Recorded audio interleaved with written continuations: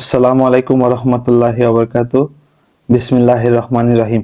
ইসলামের তৃতীয় খলিফা, খোলাফায়ে রাশেদিনের তৃতীয় খলিফা হযরত উসমান রাদিয়াল্লাহু তাআলা আনহু, যাদের ধন সম্পদ, অর্থ, টাকা পয়সা আছে, তাদের গুণাবলী কেমন হওয়া উচিত আমরা হযরত উসমান রাদিয়াল্লাহু তাআলা আনহু থেকে শিখতে পারি। যখন মুসলমানরা মদিনায় হিজরত করে, মক্কা থেকে মদিনায় হিজরত করে, তখন মুসলমানদের শিবিরে পানির সংকট দেখা যায়। মদিনার যে স্থানে মুসলমানরা অবস্থান করছিল, সেই স্থানে একটিমাত্র কূপ ছিল, যেখান থেকে মুসলমানরা পানি পান করতে পারত। তবে কূপটি ছিল একটা ইহুদির। মুসলমানরা যখন ইহুদি থেকে পানি চাইল, সেই ইহুদি সম্প্রদায়ের মানুষটা, যে কূপের মালিক, সে উচ্চ মূল্যে পানি বিক্রয় করতেছিল। এই কূপ থেকে পানি পান করার উদ্দেশ্যে ক্রয় করা মুসলমানদের জন্য একটু ব্যয়বহুল হয়ে যাচ্ছিল। তখন রাসূল সাল্লাল্লাহু আলাইহি ওয়াসাল্লাম মুসলমান শিবিরে একটি বক্তৃতা দেন। রাসূল সাল্লাল্লাহু আলাইহি ওয়াসাল্লাম বলেন, কে আছো, আমাকে ইহুদি থেকে এই কূপটা কিনে দিতে পারবে? আমি তাকে জান্নাতের সুসংবাদ দিব।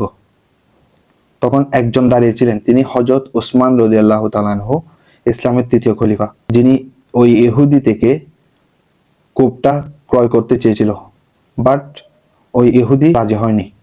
তখন হযরত উসমান রাদিয়াল্লাহু তাআলা আনহু ওই ইহুদির কাছে আবদার করে যে, আমি তোমাকে কিছু অর্থ দিচ্ছি নিজ থেকে, তুমি একদিন এই কূপ থেকে আমাদের পানি পান করতে দিবে। তার মানে কি, একদিনের মালিকানা হযরত উসমান রাদিয়াল্লাহু তাআলা আনহু, আরেকদিনের মালিকানা থাকবে কি, ওই ইহুদি। এভাবে একদিনের পর একদিন, এভাবে একদিন মুসলমানদের হযরত উসমান রাদিয়াল্লাহু তাআলা আনহুর মালিকানায় থাকবে, অন্যদিন ওই ইহুদির মালিকানায় থাকবে। পরবর্তীতে যেই দিন মুসলমানদের মালিকানায় আসতো এই কূপটি, হযরত উসমান রাদিয়াল্লাহু তাআলা আনহু সকলকে নির্দেশ দিতেন যেন তারা পানি জমা করে রাখে।